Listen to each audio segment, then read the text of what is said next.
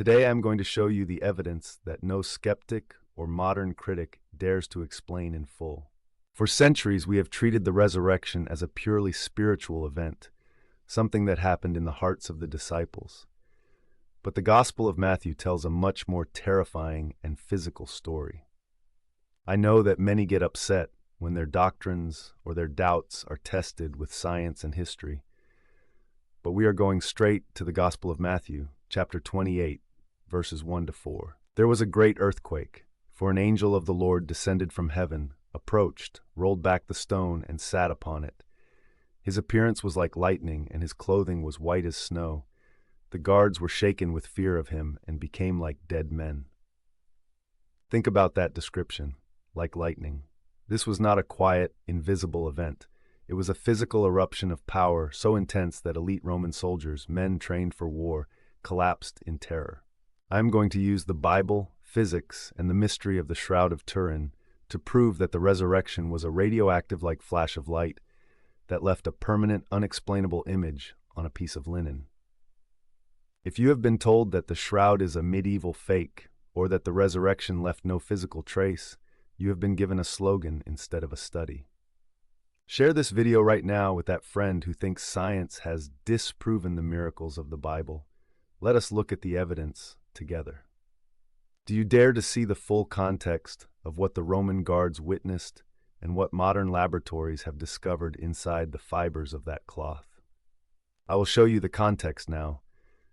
Then you tell me in the comments who is being faithful to the physical reality of the gospel and who is trying to turn the resurrection into a fairy tale. The primary slogan of the skeptic is that the Shroud of Turin was debunked by carbon dating in the late 20th century.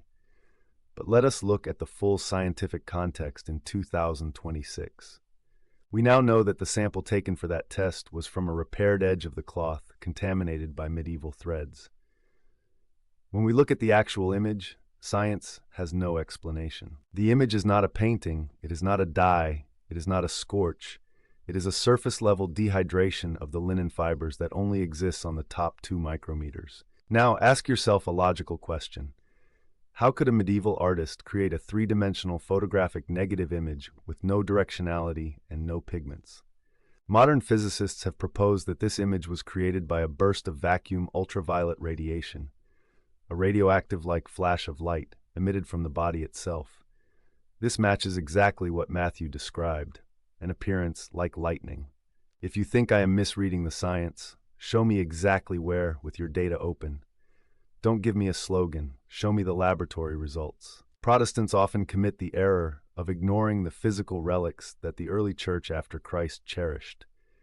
They focus so much on faith alone that they forget that God works through matter. Look at the Gospel of John, chapter 20, verses 6 to 7. When Peter and John entered the tomb, they saw the burial cloths lying there and the cloth that had covered his head, not with the burial cloths, but rolled up in a separate place.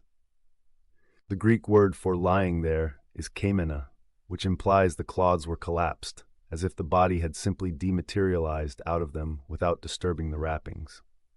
If the body had been stolen, the thieves would have taken the cloth or unwrapped it in a mess, but the cloth was like an empty cocoon. This physical detail is what caused the Apostle John to see and believe before he even saw the risen Jesus. Respond with evidence, not emotions. If the resurrection was just a spiritual vision, why was the state of the burial cloths the primary evidence that converted the apostles? There is a historical detail that almost no critic mentions. Roman guards were stationed there specifically because the authorities feared a hoax. Matthew 27 tells us they sealed the stone and set a guard. These were professionals. For them to abandon their post and report a supernatural event to the high priests was a death sentence for them under Roman law. They had no reason to lie about a flash of light and a shaking earth unless it actually happened. Typical Protestant errors include rejecting the relics of the church as superstition. They ignore that the shroud matches the biblical description of the Passion with 100% accuracy, details that a medieval forger wouldn't know, like the fact that the nails went through the wrists, not the palms, or the specific pollen found on the cloth that only grows in Jerusalem. I ask for corrections in the comments with an open Bible and serious sources. If your only answer is, it's just a cloth, you have failed the test of forensics. Every short segment of the shroud's bloodstains shows that the blood was type AB and contains high levels of bilirubin, which is exactly what happens to blood when a body undergoes extreme physical trauma and torture. This is the Tomb of Light, giving us a high-resolution snapshot of the moment of victory. Let us look at the slogan that we don't need physical evidence to believe. While it is true that blessed are those who have not seen and yet believe, Jesus still showed his wounds to Thomas. He provided physical proof because he knows we are physical beings. The shroud is a mercy for the scientific age. If you are a non-Catholic, I invite you to answer this. If the resurrection was a purely spiritual event, where did the body go, and how did a dead body produce a radiation-like image that modern technology cannot replicate?